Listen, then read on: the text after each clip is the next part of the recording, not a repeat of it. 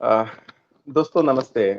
अ, आपसे हमने वादा किया था कि हम कोशिश करेंगे कि हर दिन या हर हर अल्टरनेट डे जो इजिप्ट में इंडियन बच्चे पढ़ाई कर रहे हैं, वो चाहे फर्स्ट ईयर कंप्लीट कर लिए हों या फिर सेकंड ईयर कंप्लीट करके थर्ड ईयर में चले गए हों, फर्स्ट ईयर कंप्लीट करके सेकंड ईयर में चले गए हैं, उन बच्चों से लाइव बातचीत करेंगे, उनके सारे एक्सपीरियंस के बारे में पूछेंगे, वहाँ पे कैसी पढ़ाई होती है, वहाँ का मेडिकल एजुकेशन सिस्टम कितना अच्छा है या कितना बुरा है, वहाँ पढ़ने का एडवांटेज क्या है, वहाँ पढ़ने का डिसएडवांटेज क्या है।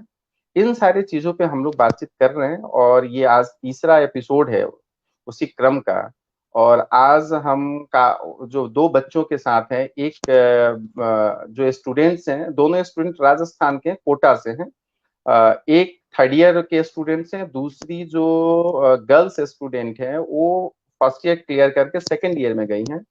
हम इनसे बातचीत करते हैं वहाँ के एजुकेशन सिस्टम के बारे में, वहाँ मेडिकल एजुकेशन सिस्टम के बारे में, कैसा सिस्टम है वहाँ पे, किस तरह से पढ़ाई होती है, कौन कौन सी बुक्स इनको पढ़ाया जाता है, क्या क्या टॉपिक उसमें कवर किया जाता है, क्योंकि खासकर लड़कियों से सेफ्टी की बात हमेशा पेरेंट्स की तरफ से लड़कियों के सेफ्टी की बातें उठते रहती हैं, तो उस पर हम लोग चर्चा करेंगे। वेजिटेरियन फूड्स पे हम लोग चर्चा करेंगे और तमाम तरह बातचीत के सिलसिला जैसे जैसे बढ़ते जाएगी, तमाम ऐसे चीजें सवाल आते, क्वेश्चंस आते रहते हैं, सवाल आते रहते हैं, जिसके जवाब हम बच्चों से लेते हैं, हम खुद जवाब देते हैं। तो आप का वेलकम है, आप आए यहाँ पे और देख रहे हैं। और सारे बच्चे हमारे घर के बच्चे जैसे होते हैं, सब बच्चे इनोसेंट होते हैं, प्लस टू पास करके जाते हैं यहाँ से। उसके बाद उनकी समस्याएं क्या थी वहां पे, उसको कैसे उन्होंने अच्छे से किया, उसको सारी समस्याओं को कैसे सुलझाया, क्या कोई समस्या थी भी नहीं, ये सारी चीजें बातचीत में रहेंगी। तो जो जो खास जो आज हमारे साथ जो दो स्टूडेंट हैं, ये Ain Shams university faculty of medicine Cairo के बच्चे हैं। एक का तीसरी साल चल रही, थर्ड ईयर में लड़के हैं, उनका नाम हिमांशु हड्डा, उनको मैं स्क्रीन पे ला रहा हूँ, फिर उनका मैं परिचय करा रहा हूँ। फिर उसके बाद जो दूसरी मेरी गेस्ट स्टूडेंट हैं वो है गुंजा इनानी, वो भी हैं कोटा से ही, उनसे भी हम बातचीत करेंगे। और गुंजा ने काफी कमाल का परफॉर्मेंस किया है फर्स्ट ईयर में इजिप्ट में, उस पर भी मैं उनसे राय लूंगा, उन्होंने कैसे प्रिपरेशन किया, कैसे पढ़ाई किया। तो मैं स्क्रीन पे धीरे धीरे करके दोनों बच्चों को, दोनों स्टूडेंट्स जो इजिप्ट में एमबीबीएस की पढ़ाई कर रहे हैं, उनको ला रहा हूँ और फिर आपसे बातचीत की जो क्रम है उसको मैं आगे बढ़ा रहा हूँ। तो पहले आपके स्क्रीन पे मैं लाया हिमांशु हड्डा हैं, ये थर्ड ईयर के स्टूडेंट हैं, सेकेंड ईयर कंप्लीट कर लिए हैं, राजस्थान कोटा से हैं और काफी एक्टिव एनर्जेटिक स्टूडेंट्स रहे हैं। हर चीज में ये अपने आप को फिट पाते हैं, हर कई ऐसे पार्टिसिपेट क्या इंडिया को लेके बहुत सारे ऐसे डिबेट होते हैं जो जहाँ पे पार्टिसिपेट करना रहता है, वहां पे हिमांशु आगे मुखर होके आगे आगे रहते हैं, मुखरता से उसमें आगे रहते हैं। दूसरी जो हमारी स्टूडेंट है ये है गुंजन इनानी। और गुंजन काफी पढ़ने में अच्छी रही हैं और पिछले साल इनका जब एडमिशन इजिप्ट में हुआ तो मेरे ख्याल से इनका 569 या 570 नीट स्कोर था। यहाँ पे उनका कई प्राइवेट कॉलेजेस मिल गए थे, लेकिन गुंजन ने इजिप्ट को ही चूज किया। इसके बारे में हम लोग बात करें। और एक साल के बाद जो गुंजन ने वहां पे अपना परफॉर्मेंस दिया है और जिस तरीके से फर्स्ट ईयर जो सेकेंड फर्स्ट ईयर में रिजल्ट के नाम पे, परसेंटेज के नाम पे इंडिया के जिस तरह से झंडे गाड़ी हैं, उसके बारे में हम लोग गुंजन से बातचीत करेंगे। तो हिमांशु और गुंजन, इस फेसबुक लाइव में आप दोनों लोग का बहुत स्वागत है और उम्मीद करेंगे आप लोग अच्छे होंगे। ये लोग कल ही परसों मेरे ख्याल से ये लोग इजिप्ट से वापस आए हैं, घर इंडिया में ही है, अभी इंडिया से ही हम लोग लाइव हैं, लेकिन ये लोग परसों वापस आए एग्जाम देके, रिजल्ट लेके। 10 दिन की इनकी छुट्टी है तो घर में मिलने आए हैं। तो हिमांशु कैसे हो आप? सर मैं बहुत अच्छा हूँ। आप बताइए, आप कैसे हो? मैं भी बहुत बढ़िया हूँ। गुंजन आप कैसी हैं? मैं भी अच्छी हूँ। आप कैसे हैं? मैं बहुत बढ़िया हूँ। कैसा लग रहा है घर आके एक साल बाद मम्मी पापा से सर मिलके? सर बहुत अच्छा लग रहा है। मम्मी अच्छी अच्छी खाना बना के खिला रही हैं? बिल्कुल सर। बिल्कुल। इजिप्ट इजिप्ट में भी वही एक्सपोजर था जो इंडिया में था, तो फीलिंग सेम है। अच्छा अच्छा, बस मतलब किसके बस किसके बस एक्सपोजर की बात हो रही है? खाने की, मम्मी के खाने की एक्सपोजर की बात हो रही है कि पढ़ाई की एक्सपोजर की बात हो रही है? जो भी इन्वायरमेंट था वहाँ का, रिगार्डिंग खाना और वेदर, वो सब कुछ जनरली सेम है, इंडिया का और इजिप्ट का। तो इतना कुछ ओके, परेशान होने वाली चीज नहीं है। बिल्कुल। तो गुंजन, मम्मी घर आने के बाद क्या क्या खिलाई? ये नहीं बोली ना कि बेटी तुम बहुत दुबली हो गई हो, थोड़ा खा। वेजिटेरियन है तो थोड़ा। ओके। और खास करके ये एपिसोड इसलिए लाइव स्पेशल और ज्यादा हो जाएगा कि ये दोनों जो बच्चे, दोनों जो स्टूडेंट हैं, ये दोनों वेजिटेरियन हैं, शाकाहारी हैं। और शाकाहारी को लेके काफी सवाल आते हैं। तो एक गर्ल जो स्टूडेंट है वो भी वेजिटेरियन है, और जो हिमांशु है ये भी वेजिटेरियन है। तो इस पे भी बातचीत हम लोग करेंगे। तो सबसे पहले शुरू करते हैं। गुंजन, आपसे छोटी हैं आप, तो आपसे शुरू करते हैं। आपका फर्स्ट ईयर एमबीबीएस इजिप्ट का जर्नी कैसा रहा? मेरे लिए पहली बार था कि अकेले बाहर जाने का। शुरू में थोड़ा बहुत लगा था, पर बाद में सब हो जाता है, दोस्त वोस्त मिलते हैं तो सब एडजस्ट हो जाता है, कोऑपरेट करना पड़ता है। पढ़ाई में शुरू से यहाँ एलन वेलन में थी तो अच्छे से बेस था, फाउंडेशन था, तो वहाँ पे इतना दिक्कत नहीं हुआ फर्स्ट ईयर में। पर मेहनत करनी पड़ती है क्योंकि मेडिसिन इतना इजी नहीं है। आपको ये कैसे लगा कि मेडिसिन इतना इजी नहीं है गुंजन? ये कब आपको एहसास हुआ कि मेडिसिन की पढ़ाई इतनी आसान नहीं है जितने आसान के से कर ले जाते हैं? मेरे घर में शुरू से रहा है डॉक्टर डॉक्टर, हमारे घर में कोई डॉक्टर नहीं है, तो मेरे पापा हमेशा कहते थे कि कोई डॉक्टर बने। तो फिर मैं सोची कि मैं ही बनती हूँ। तो फिर मैं बहुत रिसर्च वगैरह करी थी कि कैसे एमबीबीएस का डिग्री वगैरह मिलता है, आसान नहीं है, हम्म। पढ़ना पड़ता है बहुत। तो उस हिसाब से हम्म। मेडिसिन थोड़ा टफ लगता है। ओके। तो आपने प्लस टू के पहले जब एमबीबीएस फर्स्ट ईयर ज्वाइन करने से पहले आपको उस समय भी लगता था कि एमबीबीएस काफी टफ होता है, या फिर फर्स्ट ईयर जब टफ आपने नहीं पढ़ना है। शुरू किया तब लगा कि एमबीबीएस बिना पढ़े नहीं पढ़ा जा सकता है, ये और सब्जेक्ट से टफ है? ऑल सब्जेक्ट से ऐसा, मतलब मेरा कोरिलेशन इस बात से है कि मेडिसिन में बहुत कुछ पढ़ने का, अगर आप कनेक्ट करके पढ़ते हैं तो आपको बहुत आगे सक्सेस है, अगर आप रटते हैं तो इतना कोई आपका वो नहीं रहता। तो एलन में बहुत अच्छे से पढ़ाया गया था तो मेरा फाउंडेशन इतना स्ट्रांग था कि हाँ मैं कनेक्ट कर सकती थी वहाँ चीज़ें, तो थोड़ा इजी रहा मेरे लिए। मतलब जो बच्चा एक स्कूल से आता है डायरेक्ट मेडिसिन करने, उसके लिए थोड़ा टफ पड़ता है क्योंकि वो चीज़ें बिल्कुल एक बार में नई नई सीखता है। हम लोग प्रिपरेशन किए थे नीट के लिए तो थोड़ा बहुत इजी रहता है। ओके। गुंजन, आपने फर्स्ट ईयर सारे सब्जेक्ट्स क्लियर कर लिए हैं वहां पे। आपने ये फर्स्ट सेमेस्टर और सेकंड सेमेस्टर में कौन कौन सी बुक्स आपने पढ़ा, क्या सिलेबस था आपका? फर्स्ट ईयर में एनाटॉमी था जो कि बहुत नया था, जो हमने कभी पढ़ा नहीं था इतना डीप में। उसके बाद हिस्टोलॉजी है, जेनेटिक्स है, इम्यूनोलॉजी है। इन सब का बेसिक हम लोग 12 प्लस 2 में पढ़ चुके हैं तो इतना लगा नहीं। पर हाँ, ईच सब्जेक्ट के लिए एक पर्टिकुलर बुक हो जाती है तो बहुत वास्ट रहता है, आपको अपना नॉलेज बढ़ाना ही पड़ता है क्योंकि इन फ्यूचर वो आपके कहीं ना कहीं काम ही आएगा। ओके। सेकेंड सेमेस्टर में भी सारे नए टॉपिक्स थे जो इंडिया के एमबीबीएस में सेकेंड ईयर में आते हैं, पर हम लोग फर्स्ट ईयर में ही पढ़ लिए, तो वो सेकेंड सेमेस्टर ज्यादा टफ था फर्स्ट सेमेस्टर से। ओके। सेकंड सेमेस्टर ज्यादा टफ था फर्स्ट सेमेस्टर से। और आपने एक बात बोली कि जो इंडिया में सेकंड ईयर में पढ़ाया जाता है वो सब्जेक्ट या वो टॉपिक्स आपको फर्स्ट ईयर में पढ़ाया गया। ये आपको कैसे बात पता चली? कोई आपका दोस्त इंडिया में है क्या जिससे आपकी बातचीत हुई, उस दौरान नहीं, आपको ये लाइक बातचीत हम पता लोग चली? बाहर पढ़ रहे हैं तो ये हमारा खुद का होना चाहिए कि हम लोग टैली करें हमारे फ्रेंड से कि उन लोग कैसा पढ़ते हैं, हम लोग कैसा पढ़ते हैं। वो लोग भी पूछते हैं कि तुम्हारा क्या सिलेबस रहता है, क्या बुक्स हैं, तो वो हम टैली करके चलते हैं, इसलिए हमको पता है। गुंजन, जो बुक्स आप पढ़ी वहां पे, ये क्या आप थियोरेटिकल ही पढ़ के वहां से पास हुई कि वहां पे प्रैक्टिकल की भी सारी व्यवस्थाएं थी, लैब्स वगैरह थे?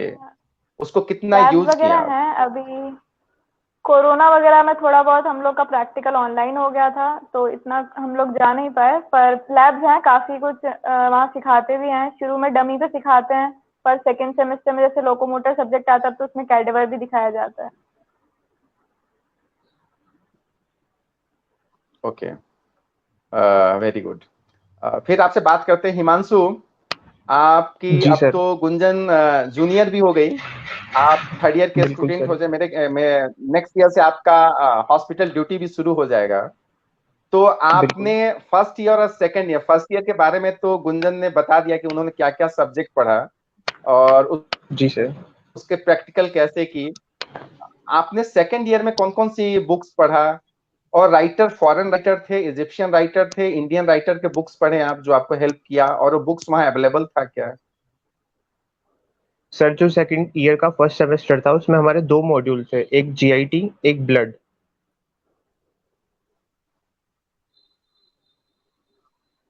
जो कि हमने अभी तक इतना डीपली ठीक है। पढ़ा नहीं था। तो ये फर्स्ट ईयर के कंपैरिजन में थोड़ा डिफिकल्ट था सेकंड ईयर। ये सब चीजें हमें एलएन में नहीं पढ़ाई गई थी।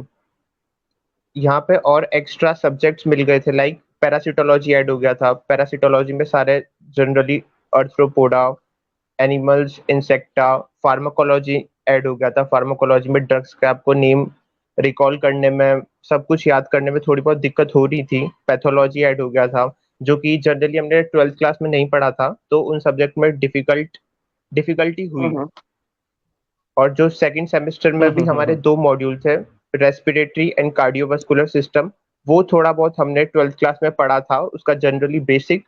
तो उन सब्जेक्ट में इतना डिफिकल्टी नहीं हुआ।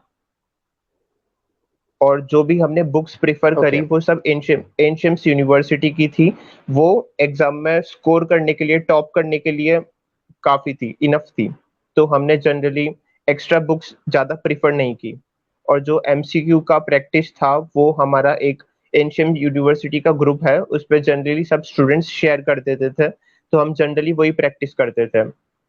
और यूनिवर्सिटी का एक अपना पर्सनल ऐप भी है, उस पर्सनल ऐप पर कॉलेज वाले वीक पर वीक एमसीक्यूज, पीडीएफ्स अपलोड करते रहते हैं, जो कि आपको जनरली हेल्प करते हैं एग्जाम्स में, प्रैक्टिकल्स में। तो जनरली हम वो पढ़ते थे, तो अच्छा स्कोर कर लेते हि- थे। हिमांशु, वहां पे एक बात हमेशा थी कि रिकॉर्डेड लेक्चर्स भी वहां पे अवेलेबल है। ये बिल्कुल रिकॉर्डेड सर। लेक्चर्स किन लोगों के, क्या आपके क्लासेस नहीं चलते हैं, रिकॉर्डेड लेक्चर्स ही आपको दे दिए जाते हैं, या क्लास चलते हैं? रिकॉर्डेड लेक्चर का क्या फंक्शन है, क्या पर्पस क्या है जब क्लास चलते सर हैं? लाइक, अगर क्लास क्लास तो सर डेली चलते हैं, क्लास बस कोरोना के टाइम नहीं चले थे। बट ये जो रिकॉर्डेड लेक्चर्स है, ये हमेशा रिकॉर्ड होकर अपलोड कर दिए जाते हैं।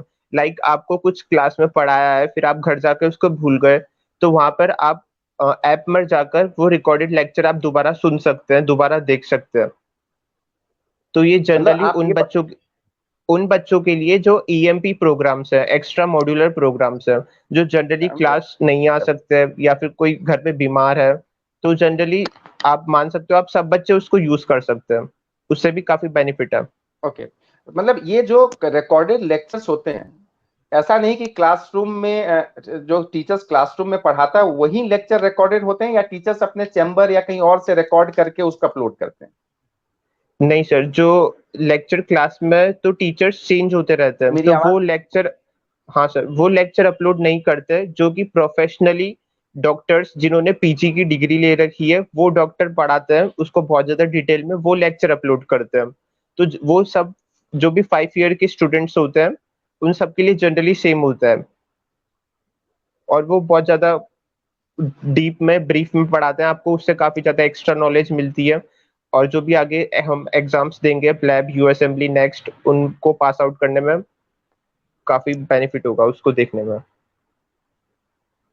हिमांशु, आपका तीसरा साल है, चूंकि आपसे सवाल का आंसर मैं उम्मीद जरूर अच्छे से करूंगा। जी इजिप्ट सर। का जो मेडिकल एजुकेशन का क्वालिटी है, जी सर। उसका आप किस तरह से उसको एक्सप्लेन करना चाहेंगे? किस तरह का क्वालिटी है, कितना अच्छा है और कितना बुरा है? और दूसरी चीज, आप 3 साल रहे, आपके हिसाब से इजिप्ट में एमबीबीएस पढ़ना कितना आपके लिए एडवांटेज देता है और कितना आपके लिए डिसएडवांटेज देता है? सर पहले मैं एंशियम्स यूनिवर्सिटी की बात करूंगा। एडवांटेज ये होगा कि यहाँ पर जो एमबीबीएस का कोर्स है वो ओनली 5 ईयर्स का है। और ओके। जो आपको इंटर्नशिप करना है, वो जरूरी नहीं कि आप इजिप्ट में ही करो, आप दिल्ली आकर भी कर सकते हो। और अगर आप बाकी प्लेस पे जाओगे तो वहां पे ठीक है। इंटर्नशिप आपको कॉलेज कॉलेज के साथ ही करनी पड़ेगी, और वहां पे 6 साल का ड्यूरेशन होता है, कहीं पे ज्यादा होता है, तो यहाँ पे हमारे लिए एडवांटेज है कि हमारा 1 साल बच रहा है यहाँ पर। ओके। और दूसरा इस चीज दूसरा का एडवांटेज अच्छा, बोलिए और बोलिए। दूसरा एडवांटेज ये है कि हमें कॉलेज के साथ में हॉस्पिटल भी मिल रहा है। लाइक जनरली जो बच्चे यूएस से एमबीबीएस करते हैं तो उनको क्लिनिकल के लिए कॉलेज चेंज करना पड़ता है, क्योंकि उनके कॉलेज के साथ हॉस्पिटल लिंकअप नहीं होता, पर हमारे दोनों कॉलेज हॉस्पिटल लिंकअप है। तो हमें ही 5 साल तक इजिप्ट में ही 5 साल तक रहना है, हमें कोई और कॉलेज या हॉस्पिटल ढूंढने की जरूरत नहीं पड़ेगी। ओके। दूसरी चीज, गुंजन, आपने फर्स्ट ईयर में वहां पढ़ाई किया, लाइब्रेरी कभी एक्सेस की क्या? लाइब्रेरी जो यूनिवर्सिटी का लाइब्रेरी था उसका कितना एक्सेस किया आप? लाइब्रेरी में गई थी, अगर घर पे पढ़ाई नहीं होती थी तो मैंने एक्सेस किया है। लाइक वहाँ बुक्स और बहुत सारी बुक्स अवेलेबल रहती हैं, आपको जैसी चाहिए आप इशू करा सकते हैं, आप पढ़ हम्म। सकते हैं वहीं पे। आप मूडल, जैसे भैया ने बताया कि ऐप है यूनिवर्सिटी का, वहाँ पे मूडल एक्सेस कर सकते हैं, वहाँ ऑनलाइन लेक्चर्स देख सकते हैं। ये हम्म। सब फैसिलिटीज है लाइब्रेरी में। पीसीज वगैरह लगे हुए हैं तो वहाँ पे अपना ईयरफोन वगैरह ले जाएं और वहाँ देखें लेक्चर। गुंजन, आपने लाइब्रेरी को जब यूज किया, सिर्फ बुक्स ही मतलब जो जो बुक्स चाहिए, जिस राइटर के बुक्स चाहिए वो बुक्स अवेलेबल है, आपको इशू हो जाते थे? क्या आपके यहाँ डिजिटल लाइब्रेरी की भी व्यवस्था है क्या? क्या दुनिया के कई यूनिवर्सिटी से डिजिटल लाइब्रेरी एक दूसरे से कनेक्ट होते हैं? इंसाइक्लोपीडिया होता है कि आप इजिप्ट में बैठ के दुनिया के तमाम मेडिकल यूनिवर्सिटीज या फैकल्टीज, मेडिकल के फैकल्टीज हैं उसके जर्नल को एक्सेस कर सको। ऐसी क्या डिजिटल लाइब्रेरी को आप यूज की, या डिजिटल लाइब्रेरी है वहां पे? लाइक आपने जी जी जी लाइब्रेरी का जी सवाल हिमांशु। पूछा, दो तो सर आप कहीं भी देखोगे जी तो जो हिमांशु। लाइब्रेरी होगा वो मतलब पब्लिक होगा, उसमें आपको प्राइवेट कंपार्टमेंट्स नहीं मिलेंगे। But okay. एनशियम्स यूनिवर्सिटी में प्राइवेट हम्म। कंपार्टमेंट्स भी है उन बच्चों के लिए जो जनरली शाई फील करते हैं, जो जिनका नेचर इंट्रोवर्ट होता है। तो वो उन पर्सनल हम्म। कंपार्टमेंट्स में जाके पढ़ सकते हैं, अपना बुक्स ले जा सकते हैं, अपना लैपटॉप ले जा सकते हैं। और वहाँ पे हम्म। मतलब और जिनके पास लैपटॉप भी नहीं है तो वहाँ पे कंप्यूटर भी अवेलेबल होते हैं, वो कंप्यूटर में okay Moodle Moodle app access कर सकते हैं और उससे पढ़ सकते हैं। ओके। मतलब डिजिटल लाइब्रेरी की वहां पे व्यवस्था है। गुंजन फर्स्ट ईयर में यूज नहीं कर पाई हैं, चूंकि जी आप सर। थर्ड ईयर में चले गए, तो आप मेरे ख्याल से उस लाइब्रेरी को काफी अच्छे से एक्सेस किए हैं। तो ये चीज बिल्कुल है। सर। और गुंजन, आपको बता दूं, सेकंड ईयर में आप जाएंगी तो लाइब्रेरी जरूर यूज कीजिए, वो एक्सेस कीजिए। और उसके खास करके जो डिजिटल लाइब्रेरी है, आप दुनिया के तमाम ऐसे मेडिकल कॉलेजेस हैं या फैकल्टी हैं या मेडिकल यूनिवर्सिटीज हैं या मेडिकल के ऊपर जितने रिसेंट रिसर्चेस हुए हैं या जितने भी जर्नल्स निकलते हैं, उस डिजिटल में इंसाइक्लोपीडिया से कनेक्ट रहते हैं। और वो आपके लिए या तमाम सारे बच्चों के लिए वो फ्री ऑफ कॉस्ट होता है। ये एक आसानी चीज है कि आपके सामने डिजिटलाइज पूरी दुनिया के अपडेट मिल जाते हैं। दूसरी चीज, आपने लाइब्रेरी के में बताया कि आपको जो भी बुक्स चाहिए, जिस भी राइटर के बुक्स चाहिए, इंग्लिश मीडियम में चाहिए, मेरे ख्याल से मैक्सिमम बुक्स वहाँ इंग्लिश मीडियम में या अरबिक मीडियम में? इंग्लिश। इंग्लिश में है। तो आपको इंग्लिश में सारे बुक्स भी अवेलेबल हैं। बुक्स की प्राइस क्या है वहां पे? आप लोग कभी कंपेयर किए इंडिया से, और वहां पे बुक्स का प्राइस क्या है? वहां इंडिया से एक्सपेंसिव है या इंडिया से चीपेस्ट है? सर इंडिया से थोड़ा एक्सपेंसिव है। अच्छा, इंडिया से थोड़ा सा एक्सपेंसिव है। लाइक लाइक अभी मैं थर्ड ईयर में हूँ, तो मैं थर्ड ईयर के फर्स्ट सेमेस्टर की बुक्स लेकर आया हूँ। हाँ, 2 कोर्स की बुक्स हैं, एक तो सेंट्रल नर्वस सिस्टम एंड एक है हम्म। Special senses. तो लाइक मुझे वो 2 बुक्स 2,500 रुपये में मिल गई, जिसमें अराउंड 1000 ओके, पेजेस है। और जो बच्चे कंटिन्यू अफोर्ड नहीं कीजिए। कर पाते वो जेरोक्स करा सकते हैं उसका, तो उनको चीप पड़ जाएगा वो। ओके। सेकेंड हैंड बुक्स भी मिलते हैं वहां पे? जी, जी सर। अगर सीनियर्स देना चाहे तो। ओके। तो गुंजन और हिमांशु, दोनों लोग से सवाल एक ही है, दोनों लोग का जवाब आना चाहिए इसमें। आप लोग के हिसाब से, किसी का 2 साल का एक्सपीरियंस है, किसी के पास 1 साल का एक्सपीरियंस है इजिप्ट में एमबीबीएस का, ऐसा इंपॉर्टेंट फैक्ट क्या है इजिप्ट एमबीबीएस के बारे में जो कि बच्चे, जो फ्यूचर में जो बच्चे जाने वाले हैं, जो इस साल फर्स्ट ईयर ज्वाइन करेंगे, उनसे आप शेयर करना चाहते हो? वो चाहे सबसे एमबीबीएस पहले इजिप्ट तो की बुराई हो अच्छाई हो, दोनों चीज आप बोल सकती हैं, कोई रिस्ट्रिक्शन नहीं है। आपको जो अच्छा लगता है अच्छा, जो वहां बुरा लगता है वो बुरा। सबसे पहला सर प्लस पॉइंट तो यही है कि 5 इयर्स का एमबीबीएस है, तो बच्चों को बहुत फायदा मिल जाता है। 1 ईयर प्लस हम्म। माइनस होता है तो भी एक बार के लिए आप अपने एज के अकॉर्डिंग एमबीबीएस का डिग्री ले लेते हैं। राइट। और जो मैं ये और कहना जो सर चाहूंगी, एमबीबीएस और जो सर एमबीबीएस का फीस है वो इंडिया से काफी चीप है। ओके। और इकोनॉमिकली आपको वही एफिशिएंट है। और वही आपको एक्सपोजर मिलेगा जैसा आपको इंडिया में मिलता था, सेम वही क्लाइमेट है, वही वेदर है। और हम्म। जो भी आसपास का आपको जो भी इन्वायरमेंट होगा वो एकदम एग्जैक्ट है। गुंजन आप भी बताइए, और हिमांशु आप भी एक चीज पे काफी फोकस किए कि 5 इयर्स प्रोग्राम है, इंटर्नशिप आप इंडिया में भी आके कर सकते हैं। इसका कंफर्मेशन आप कॉलेज के किस अथॉरिटी से लिए, और ये कैसे आप किस WHO। आधार पे बोल रहे हैं? इंडियन से इन एएसयू नाम का एक ग्रुप है जिसमें एम्बेसी के सर्स वगैरह इंक्लूडेड हैं। उन्होंने एक लेटर जनरेट किया था क्लर्कशिप इंटर्नशिप का, तो उसमें हम लोग को ये मालूम पड़ा था कि आप 1 ईयर या 2 ईयर, ये आप पे डिपेंड करता है कि आप कौन सा इंटर्नशिप करना चाहेंगे और कहाँ से करना चाहेंगे। और सर ये हमने एम्बेसी से भी मेक श्योर किया था कि जो कॉलेज वाले कह रहे हैं वो सही है या नहीं। तो उन्होंने हमें एक WHO की कोई लिस्ट बताई थी, उसमें पहले कुछ और था, बट जिस साल हम गए थे उस साल वो अपडेट हो गया था। जो इंटर्नशिप का पैटर्न था वो 1 साल का कर दिया था, और आप वो कहीं भी कर सकते हो, आपको एमबीबीएस की डिग्री दे देंगे। जितने भी व्यूअर्स हैं या जितने भी लोग लाइव देख रहे हैं उनको दो चीज मैं क्लियर कर दूं। इजिप्ट का मेडिकल एजुकेशन सिस्टम 2018 में रिफॉर्म हुआ है। 2018 से पहले इजिप्ट का under graduate medical education 6+1 year का होता था। 2018 के बाद गवर्नमेंट ऑफ इजिप्ट ने, मिनिस्ट्री ऑफ हेल्थ या मिनिस्ट्री ऑफ हायर एजुकेशन ने वहां के जो थ्योरेटिकल पार्ट थे उसको कम किया, उसको 5 इयर्स किया। पहले वो 2018 से पहले 6 साल का था। और इंटर्नशिप पे चूंकि जो क्लिनिकल एक्सपोजर ज्यादा हो, तमाम कई डेवलप्ड कंट्री ने उस चीज को 2016 से 2015 से अडॉप्ट करना शुरू किया। मेरे ख्याल से मिडिल ईस्ट के सारे कंट्रीज में इंटर्नशिप 2 इयर्स के हो गए हैं। जितने भी डेवलप्ड कंट्री हैं जहां पे प्रॉपर वे में मेडिकल एजुकेशन की पढ़ाई होती है, वहां पे भी इंटर्नशिप को 2 इयर्स कर दिया गया है।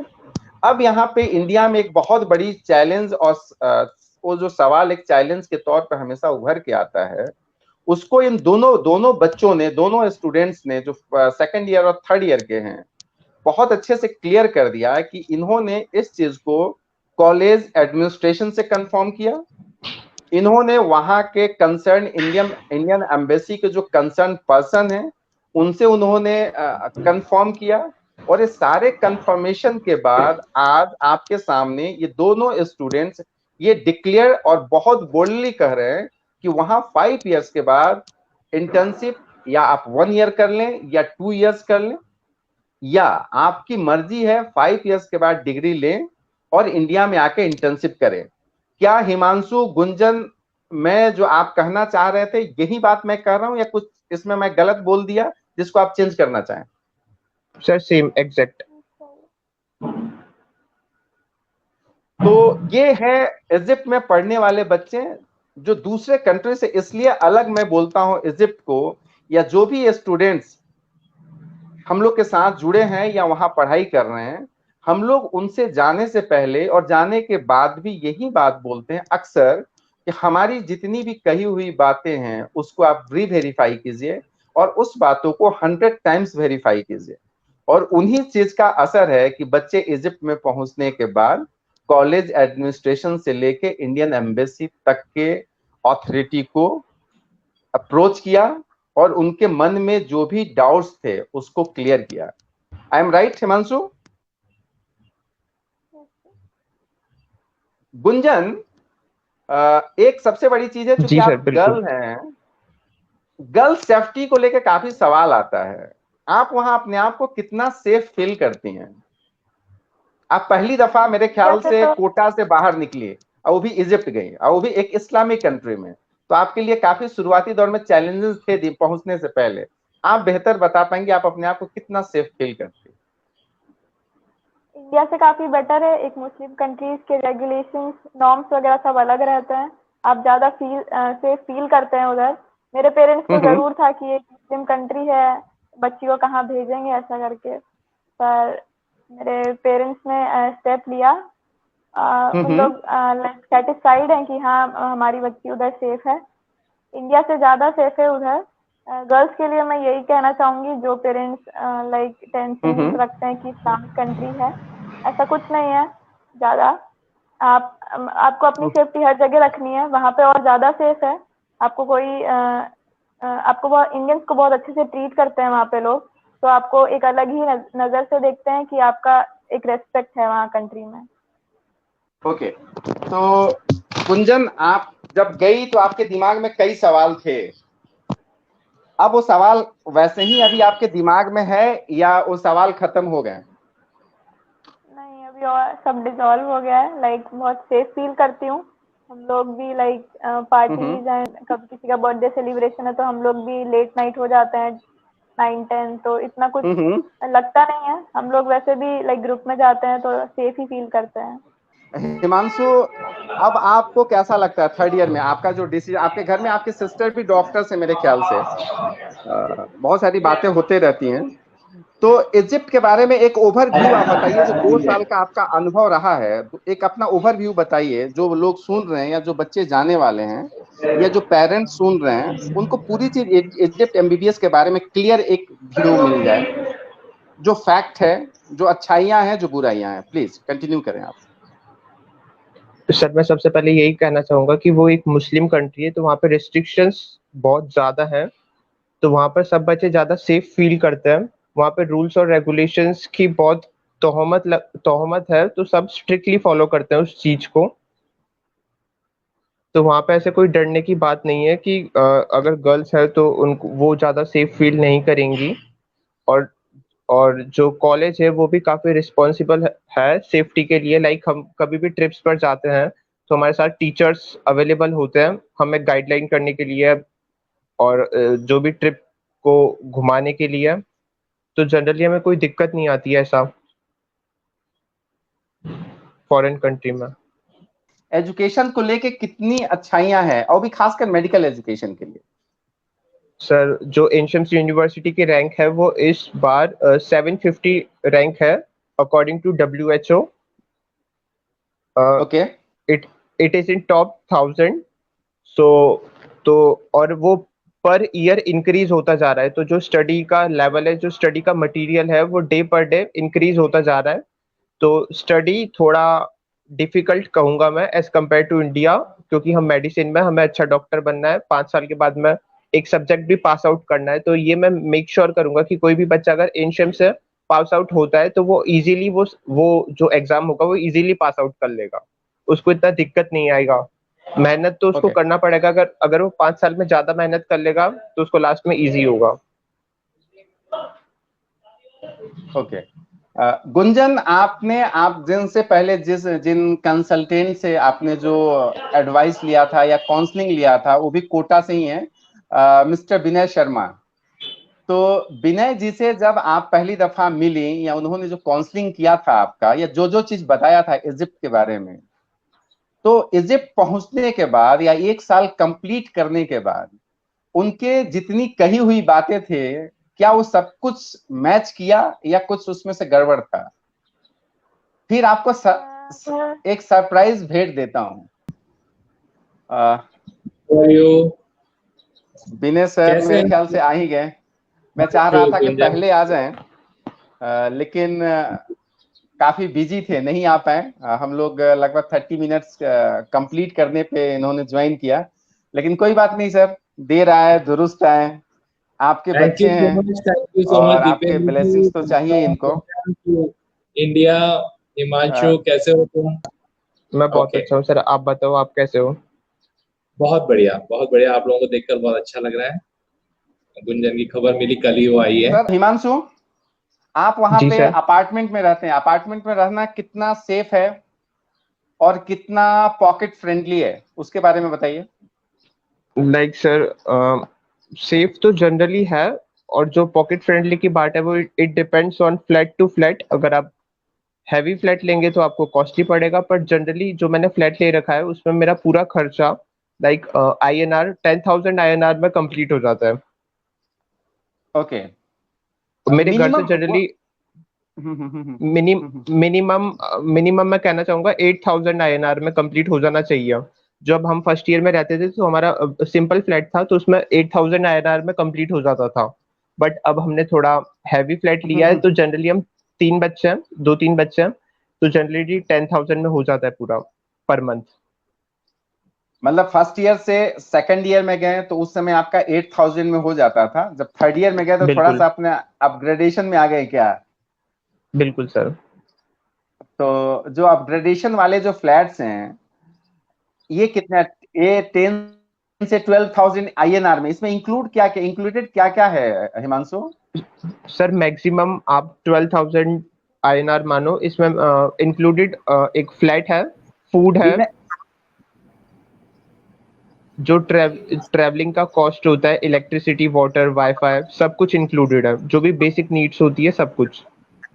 वहां पे कन्वेंस का और क्या साधन है, मतलब क्योंकि वहां पे पेट्रोल तो ठीक ठाक रीजनेबल रेट है, तो क्या मतलब बिल्कुल कम्युनिकेशन कैसी है, कॉस्टली है या ओके। किस तरह के कम्युनिकेशन विनय मोड्स सर, हैं? आपके स्टूडेंट्स आपके स्क्रीन पे बैठे हुए हैं और प्राउडली आप बोल सकते हैं। तो मैं ये कह रहा था दीपन जी कि हम लोग जिस सपने के साथ शुरू हुए थे कि भाई इंडिया में जो स्टैंडर्ड्स बच्चों को मिल पाते हैं, जिस क्वालिटी से बच्चे यहाँ पर पढ़ते हैं और जिस तरह का इंफ्रास्ट्रक्चर स्टूडेंट्स को यहाँ मिल पाता है, उसी तरह का क्वालिटी और उसी तरह की स्टडी पैटर्न मिल पाए। दूसरा, स्टूडेंट को क्लिनिकल एक्सपोजर बहुत मिल पाए, जो कि यहाँ पर इंडिया में रहते हुए प्राइवेट मेडिकल कॉलेजेस में उतनी अच्छी नहीं मिल पाती है। तो यही सवाल है, क्योंकि गुंजन और अभी अभी हिमांशु को तो थोड़ा थोड़ा एक्सपोजर उस तरीके का आने लगा है कि गुंजन अभी फर्स्ट ईयर में है, तो क्लिनिकल का एक्सपीरियंस तो गुंजन नहीं हुआ होगा अभी तक कुछ भी, जाके हॉस्पिटल वगैरह विजिट किया हो तुम? सर, जो क्लिनिकल एक्सपोजर है वो हमें जनरली थर्ड ईयर से होगा, तो अभी हमारे फर्स्ट सेकंड ईयर थे, तो इतना कुछ हमें एक्सपोजर नहीं मिला। जो भी प्रैक्टिकल्स होते थे वो सब कुछ प्रैक्टिकल लैब्स में होते थे, पर जनरली हम 5-6 बार पर्सनली और विद सीनियर्स के साथ हॉस्पिटल में गए हैं, तो हमने वहाँ का देखा है इन्वायरमेंट और कैसे उनकी ट्रेनिंग्स होती हैं, कैसे उनकी क्लिनिकल्स होते हैं, तो उन सब की हमें नॉलेज है अभी थोड़ी बहुत बेसिक। ओके। गुंजन, आपसे और हिमांशु दोनों से एक ही सेम सवाल रहेगा मेरा। क्यों आखिर इंडियन कोई बच्चा इजिप्ट में एमबीबीएस को ज्वाइन करे? अगर आपको तीन तीन पॉइंट में आंसर करना हो तो आप तीनों का आंसर क्या होगा? मैं मेरे 3 पॉइंट्स सुनो आप। फर्स्ट पॉइंट है लो फीस। जो फीस है वो इंडिया से काफी चीप है।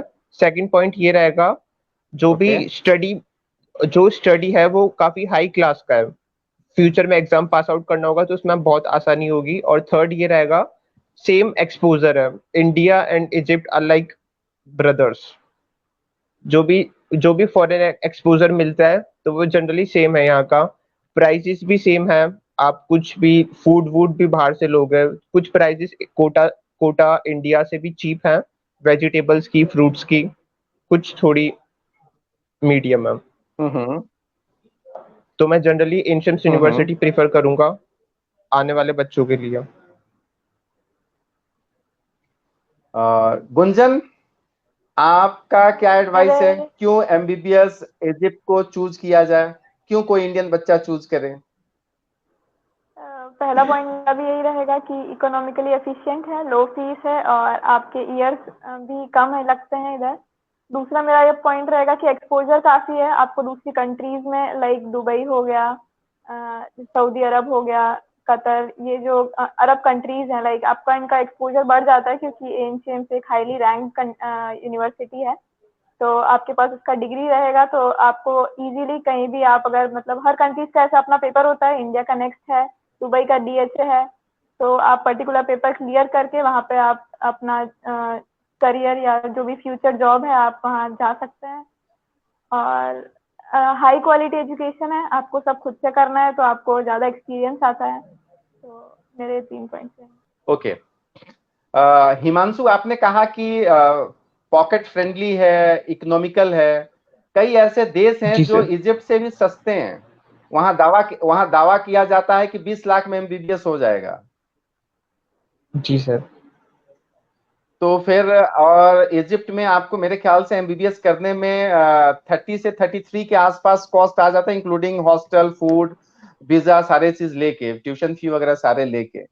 तो जहां पे ये जी क्लेम किया जाता है कि 15 लाख में या 20 लाख में एमबीबीएस हो जाएगा, वहां उससे कंपेयर करेंगे तो इजिप्ट तो काफी एक्सपेंसिव हो गया। तो फिर उस कंट्री से इजिप्ट को आप अलग कैसे कर सकते हैं, कैसे कहेंगे बेस्ट है? सर, जो भी अपना सेल्फ स्टडी होता है वो मैटर करता है। जो भी हम 5 ईयर के बाद जो एग्जाम देंगे उसमें हम हमारा जो पास फेल का क्राइटेरिया होगा वो सब कुछ हमारे 5 ईयर्स का ड्यूरेशन डिसाइड करेगा। तो अगर आप कोई और देश ऐसा चूज कर पाओगे तो आप एमबीबीएस तो कंप्लीट कर लोगे, डिग्री तो आप ले लोगे, बट जो एग्जाम होगा आप उसको पास आउट नहीं कर पाओगे। और एनशिम्स का जो 5 ईयर्स का एमबीबीएस अगर आपने वो कर लिया तो वो एग्जाम आप आसानी से क्लियर कर सकते हो। हिमांशु, एक सवाल और अभी बहुत मतलब तेजी से आगे निकल रहे हैं और पूछे जा रहे हैं कि जी इजिप्ट सर। से अभी तक कोई बच्चा स्क्रीनिंग टेस्ट का एग्जाम नहीं दिया है। वैसे केसेस में बहुत सारे लोग कहते हैं कि इजिप्ट का स्क्रीनिंग टेस्ट का रिजल्ट कैसे होगा, क्या होगा। तो आप बताइए कि वहां जो बच्चों का यूएसएमएलई, प्लैब या मिडिलिस्ट का लाइसेंस एग्जामिनेशन है, तो क्या जी सर। उतनी पासिंग परसेंटेज जो हाई है, क्या वो बच्चे आने वाले नेक्स्ट एग्जाम में कितना अपने आप को सक्सेस हाइट पे मानते हैं, या उनको कितना सक्सेस मिल सकता है? पासिंग सक्सेस की बात कर रहा हूं। लाइक सर, जब हम गए थे तो हमने वहाँ का सब कुछ क्राइटेरिया, जो भी सब मटेरियल था वो हमने देखा था। तो उसमें जनरली 80% जो कि एशियम्स यूनिवर्सिटी से थे वो सब कुछ पास थे रिगार्डिंग ऑल दीज एग्जाम्स। यूएसएमली नेक्स्ट हो गया, दुबई का एग्जाम हो गया, तो जनरली 80% स्टूडेंट्स पास थे। अमेजिंग। जी सर। ओके, इसका वजह क्या था, इतना जो पासिंग रेशियो जो हाई है? मेरे ख्याल से विनय सर कुछ पूछना चाहते हैं। Sir please. जो स्टूडेंट्स ऑलरेडी, इन्होंने हिमांशु ने उस बात का जवाब दे दिया है कि यूएसएमएलई और बाकी डीएचए और बाकी जितने भी एंट्रेंस एग्जामिनेशन, लाइसेंसिंग एग्जाम है, वो बच्चे क्लियर कर रहे हैं। 70-80% बहुत बड़ा अच्छा रेशियो होता है सर। मतलब अगर इतने बच्चे क्लियर कर लेंगे तो will be more than happy. Ji Gunjan, तुम कुछ बता रही थी। तो वहां पर जैसे स्टूडेंट्स, जो भी बच्चे वहां पढ़ रहे हैं, उन बच्चों को स्पेशली, जब तुमने बोला गर्ल्स के बारे में, और तुमने ये भी बताया कि वहाँ पे काफी अच्छा सेफ्टी के ऊपर ध्यान दिया जाता है, लड़कियों को कभी भी अनसेफ फील नहीं होता है। उसके अलावा अब एक चीज बताओ कि क्या तुम वहां पर कुछ जैसे रिक्रिएशन के लिए क्या फैसिलिटीज हैं तुम्हारे पास? अगर कुछ कभी ऐसा लगे कि मन भर गया है, पढ़ाई बहुत हो गई, अभी कुछ करना है, रिक्रिएट करना है, अपने आप को थोड़ा एंजॉय करना है, तो क्या करते हो आप लोग वहाँ पे to make the things light? Cairo में है एक वर्ल्ड हेरिटेज साइट है, अल अज़हर पार्क। काफी अच्छा है, लाइक सुकून देता है। जब भी आप फ्रस्ट्रेटेड लाइक फील करते हो तो आप वहाँ जा सकते हैं। काफी कुछ है, नाइल भी बहुत अच्छा सिनेरियो क्रिएट करता है। आपको रिफ्रेशमेंट के लिए वो बहुत अच्छा साइट है। काफी कैफेज हैं, रेस्टोरेंट्स हैं। वहाँ पे रेस्टोरेंट में आप पढ़ भी सकते हैं, पूरे दिन पढ़ सकते हैं, आपको वो कुछ नहीं बोलते। जैसी आपकी मर्जी अच्छा। आप रह सकते हैं। तो रेस्टोरेंट्स में कभी आप इंडियन रेस्टोरेंट्स में जाते हैं खाना वाना खाने के लिए? जी, ऑलमोस्ट बिल्कुल। रेस्टोरेंट्स कवर कर लिए हैं इंडिया के, क्योंकि चाहिए रहता है इंडियन टेस्ट। हम लोग इतना कुक नहीं कर पाते हैं, वही स्पाइसेस एंड ऑल, तो थोड़ा जाते रहते हैं। कितने इंडियन रेस्टोरेंट्स आप अब तक एक्सप्लोर कर चुके हो? एक महाराजा रेस्टोरेंट है, एक महारानी है, इंडिया गेट है, इंदिरा रेस्टोरेंट है। अच्छा। थोड़े बहुत बचे हैं। अच्छा, तो इंडिया का खाना आपको मतलब वहाँ पे ठीक ठाक मिल जाता है? कभी आपको कभी कोई चेंज चाहिए तो मिल जाता है? 9 ऑलमोस्ट। ओके। अच्छा, मुझे हिमांशु एक चीज आप बताइए कि जैसे आप लोग वहां पर, आपका दिन का स्केड्यूल क्या रहता है? कितने घंटे आप लोग स्टडीज करते हो डेली वहां पे, और कितने घंटे? क्योंकि देखो क्या होता है एक्चुअली में, कई बार क्या होता है जब स्टूडेंट फॉरेन मेडिकल यूनिवर्सिटीज में जाता है तो उसको लगता है कि यार अपन इजीली पास हो जाएंगे और एग्जाम क्लियर कर लेंगे, और बहुत ज्यादा पढ़ाई नहीं करते हैं कई बार बच्चे, तो उसकी वजह से रिजल्ट्स कम भी आ जाते हैं। तो मेरा ये पूछना है कि क्या बिल्कुल। आपको लगता है कि स्टूडेंट को वाकई में वहां पर कितने घंटे कम से कम स्टडी करने की जरूरत है ताकि वो सही में वो एक अच्छे रिजल्ट्स क्रिएट कर सके, और क्या ये पॉसिबल है, क्या बच्चे वहां पे टॉप कर सकते हैं और अच्छे रिजल्ट्स ला सकते हैं? इतना टफ भी नहीं है।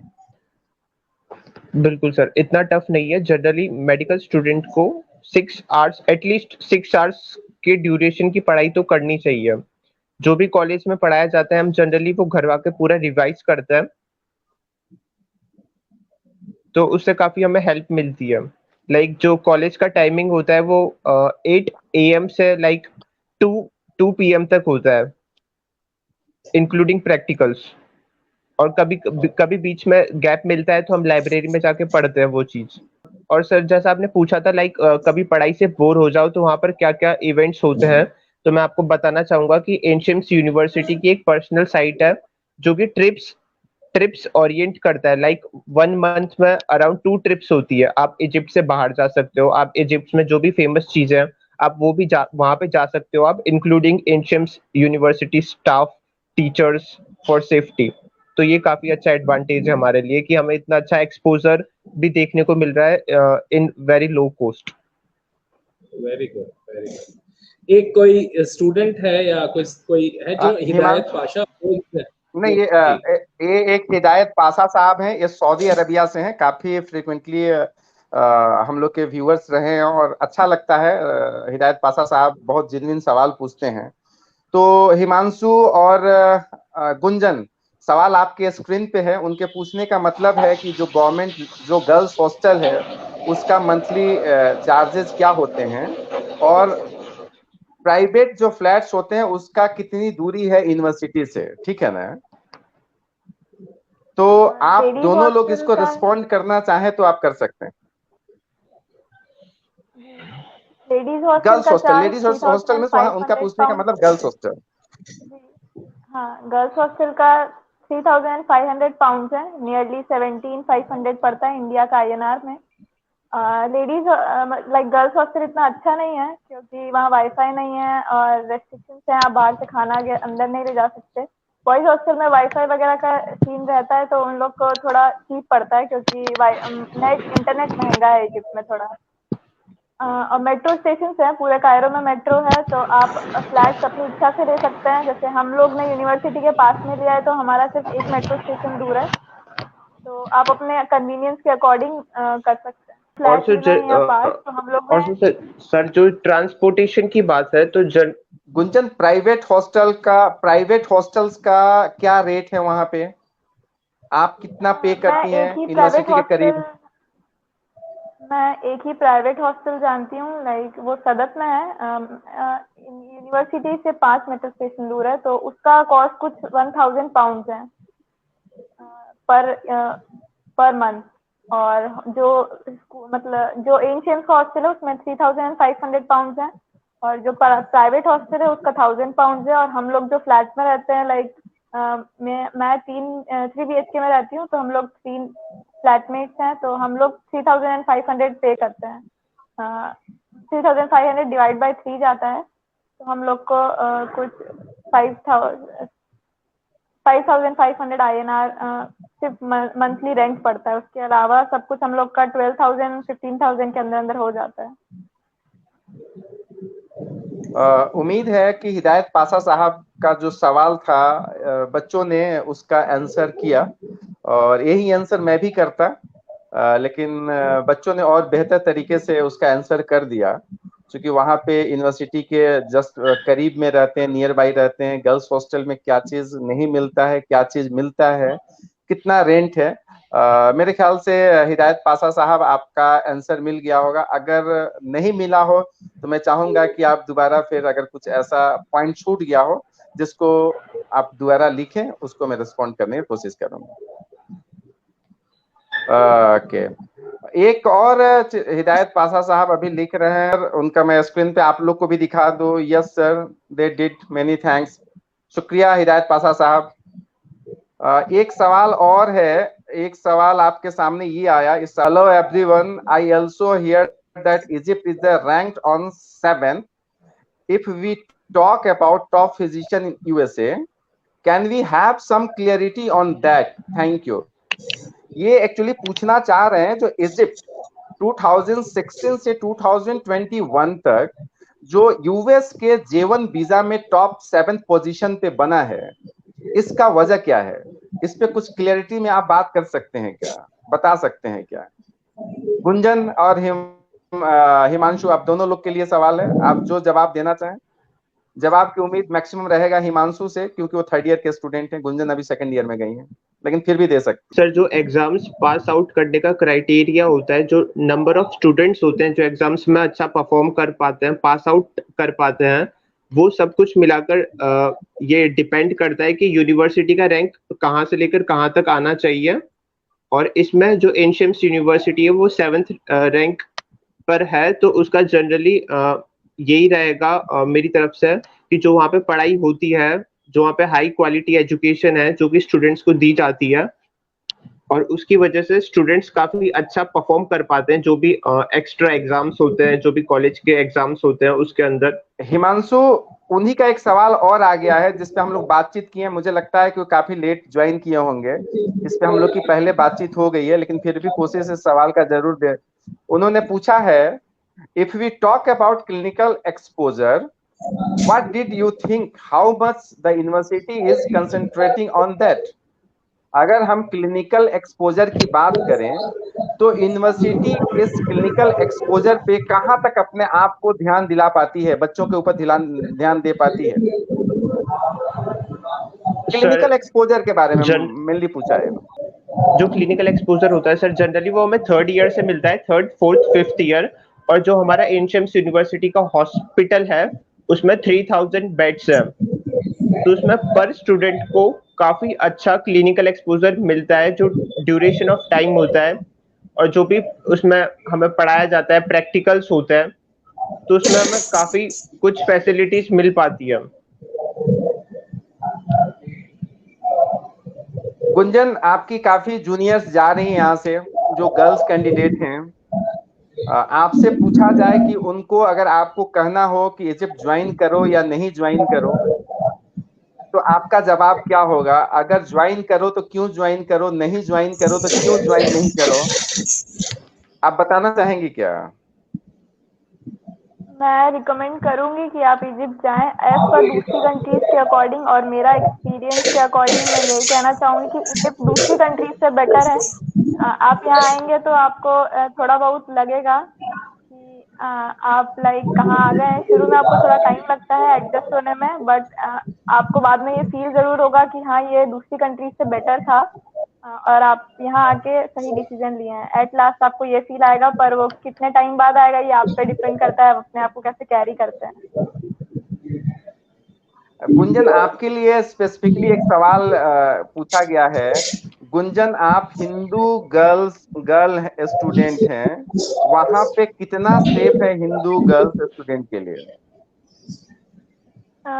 वो गर्ल्स को अलग ही रेस्पेक्ट देते हैं, नो मैटर व्हाट, आप हिंदू हैं मुस्लिम हैं। आपसे आपका रिलीजन शुरू में पूछा जाता है कि आप हिंदू हैं या मुस्लिम हैं, पर जैसे आप हिंदू बोलते हैं तो फिर लाइक हम लोग हमारा सिर्फ कंट्री बताते हैं कि हम लोग हिंद से हैं, तो उन लोग अलग ही हम लोग को रेस्पेक्ट देते हैं, इतना हिंदू मुस्लिम नहीं करते हैं वहाँ पे। और आपको मैं बता दूं, पूरे इजिप्ट में इंडिया को न इंडिया बोला जाता है, न हिंदुस्तान बोला जाता है, न भारत बोला जाता है। इजिप्ट में अगर इंडिया का कुछ नाम है तो उसको सिर्फ और सिर्फ वहां के एडमिनिस्ट्रेशन, मिनिस्ट्री या लोकल तौर पे सिर्फ और सिर्फ हिंद के नाम से जाना जाता है।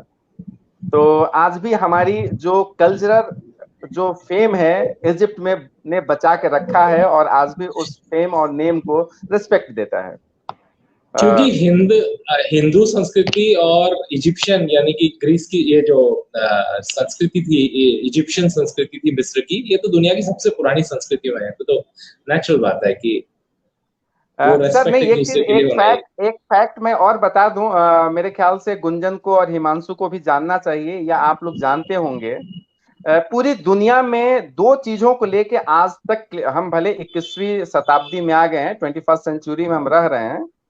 एक चीज आपको बता दूं, इजिप्ट को लेके कहा जाता है कि दुनिया के सबसे ओल्डेस्ट सिविलाइजेशन की शुरुआत वहीं है और वहीं से दुनिया के सिविलाइजेशन की शुरुआत होती है।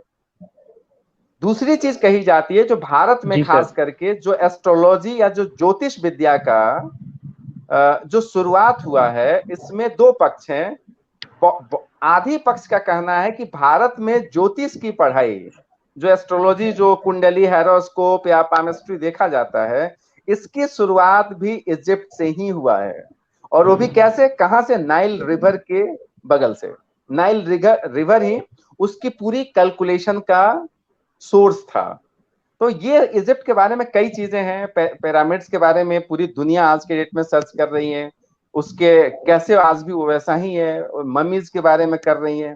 दूसरी जो आखिरी सवाल जो आपको मैं करना चाह रहा था ये बताते हुए कि जो ट्रेडिशनल मेडिसिन में भी इजिप्ट दुनिया से काफी आगे था और उन्होंने दुनिया को ट्रेडिशनल मेडिसिन में भी कई कंसेप्ट दिए। जो कैलेंडर्स हम देखते हैं, जिस कैलेंडर्स में हम डेट काउंट करते हैं, इस कैलेंडर को भी इजाद करने में इजिप्ट का ही पहला नाम है। खैर, एक तो फैक्चुअल फैक्ट था जिसको मैंने शेयर किया। फिर आते हैं उसी कंटिन्यूएशन में जहां से हम छोड़ के गए थे। हिमांशु, तो आपका यूएसएमएलई का या फाइनल ईयर एमबीबीएस के बाद प्लैब देने का ऐसा कोई प्लान है, या सिर्फ एमबीबीएस करके वापस इंडिया आना है, इंटर्नशिप करना है, नेक्स्ट का एग्जाम देना है और प्रैक्टिस करनी है, नौकरी करनी है? जनरली मेरा यूएसएमएलई देने का है। मैं जो भी मेरी एल्डर सिस्टर है, मैं उनका पाथ फॉलो करना चाहूंगा। तो अभी थर्ड ईयर पास आउट करके मैं यूएसएमएलई स्टेप 1 दूंगा और जनरली मैं पीजी के लिए आउट ऑफ इजिप्ट जाना चाहूंगा, लाइक अरब कंट्रीज में। मैं आपको बता दूं, जो भी व्यूअर्स है, हिमांशु ने जिस एल्डर सिस्टर की बात की वो अभी यूएस से थर्ड ईयर में एमबीबीएस की पढ़ाई कर रही हैं। हाँ, और थर्ड ईयर में है, और उसी को अगर हिमांशु फॉलो कर रहे हैं, और एक दिन काफी ये अच्छा लगेगा जिस दिन आप और आपकी जो एल्डर सिस्टर है, ये दोनों को लेके मैं लाइव करूं और यूएस एग्जाम, जो एजुकेशन, मेडिकल एजुकेशन सिस्टम है और इजिप्ट का मेडिकल एजुकेशन सिस्टम है, इस पे बातचीत हम लोग एक दिन करें। देखते हैं ये मौका कब मिलता है और आप कब समय दे पाते हैं। बिल्कुल सर। गुंजन, तो आप फाइनली खुश हैं? पेरेंट्स आपके खुश हैं? पेरेंट्स का आपको इजिप्ट भेजने के बाद कोई गिला शिकवा तो नहीं हुई? नहीं, पेरेंट्स सेटिस्फाइड हैं कि हाँ बच्ची खुश है। हिमांशु, आप लोग जूनियर्स को कितना रिस्पेक्ट देते हो? क्या किसी तरह का रैगिंग भी वहां पे होता है?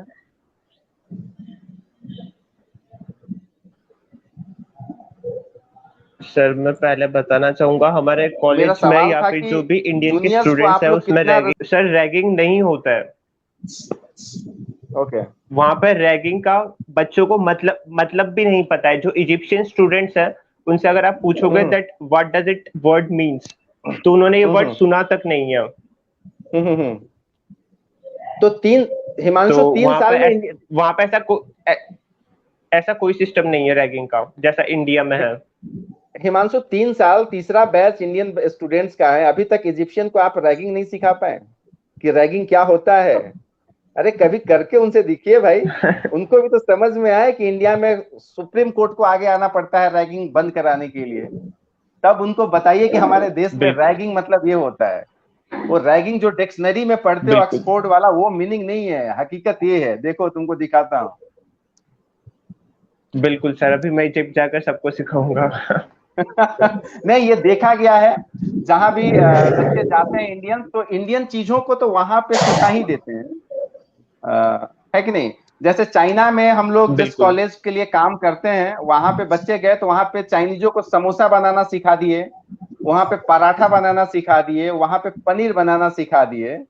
बोलो कि रोज रोज के झंझट से दूर हो कि इनको 5 दिन में ट्रेंड कर दो, ये बनाए, भले हम खा लेंगे नमक मिर्च के साथ। तो आप लोग अभी तक रैगिंग को वहां पे नहीं सिखा पाए। तो हिमांशु, अब लाइटर नोट्स में आपको अभी तक वहां के इजिप्शियन जो फ्रेंड्स हैं, तो बॉलीवुड के कौन से एक्टर के साथ कनेक्ट करके देखते हैं? सर मैं पहले आपको बताना चाहूंगा कि इंडिया वर्ल्ड वाइड इतना फेमस है इजिप्ट में, तो वहां पे हमें बच्चों को कुछ सिखाने की जरूरत ही नहीं पड़ती। बच्चे अपने आप ही सीख जाते हैं यूट्यूब से, जनरली सोशल मीडिया से देख देख कर। तो उनको हम जनरली हमारे बराबर नॉलेज होती है। लाइक बॉलीवुड में तो सब इंडिया को ही फॉलो करते हैं। Like Shahrukh Khan and Amitabh Bachchan are so famous. Okay, Himanshu एक चीज आप बताइए कि कभी आपको ऐसा फील हुआ पिछले 3 साल में कि आपके साथ जो आपके लोकल फ्रेंड्स पढ़ते हैं, जो इजिप्शियन फ्रेंड्स पढ़ते हैं, आपके साथ कभी डिस्क्रिमिनेशन किए या आपको एक अलग निगाह से देखे? नहीं सर, ऐसा आज तक कभी नहीं हुआ। अगर आप कहीं पे जाते हो, अगर आप कहते हो कि आप इंडिया से हो, तो वो आप एक मार्क ऑफ रिस्पेक्ट इंक्रीज कर देते हैं, that he is from India, he has maybe high standards, high values। तो ऐसा कुछ भी डिस्क्रिमिनेशन, पार्शियलिटी कुछ नहीं होता, सब बहुत रिस्पेक्ट देते हैं। ओके, गुंजन और हिमांशु, चूंकि गुंजन गर्ल्स हैं तो गर्ल्स को रिप्रेजेंट करेंगे, इसलिए मैं उनका जवाब गर्ल्स के लिए लेना चाहता हूं। जैसे मैं कोई डिस्क्रिमिनेशन नहीं कर रहा हूं कि गर्ल्स के जवाब गर्ल्स ही दे, हिमांशु भी दे सकते हैं और बॉयज का जवाब गुंजन भी दे सकती हैं। एक और अहम मुद्दा आता है इजिप्ट के एजुकेशन है, इजिप्ट को लेके, जबकि इजिप्ट दुनिया का सबसे टॉप 5 टूरिस्ट डेस्टिनेशन में आता है। और एक सवाल आता है हमेशा जो पेरेंट्स के मन में रहता है, जो नए स्टूडेंट्स रहते हैं उनके मन में रहता है कि इजिप्ट का जो पूरा एरिया है, भौगोलिक जो ज्योग्राफिकल जो उसकी बाउंड्रीज हैं, वो बाउंड्री कई देशों से लगते हैं जहां पे क्रिमिनल एक्टिविटी है, जहां पे टेररिज्म जोरों पे है ना। जैसे फिलिस्तीन की बात आ जाती है, इजराइल की बात आ जाती है, यमन सीरिया की बात आ जाती है।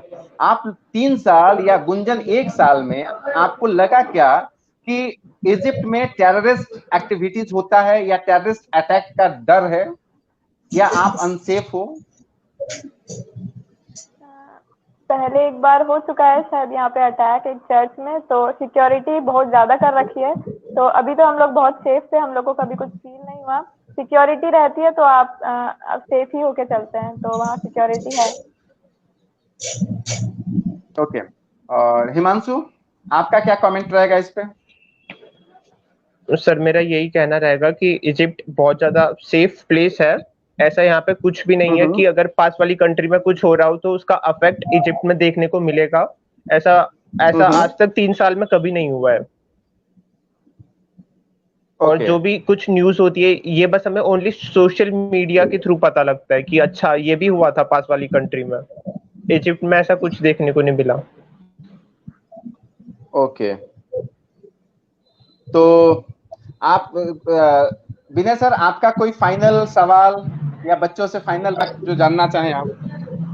मेरे ख्याल से आपने लगभग सारे सवाल ऑलरेडी पूछ लिए हैं। दीपेंद्र जी बहुत अच्छे सवाल पूछे और स्टूडेंट्स ने बहुत कॉन्फिडेंस और बहुत सच्चाई के साथ जवाब दिए, तो मैं तो बहुत शुक्रगुजार हूँ।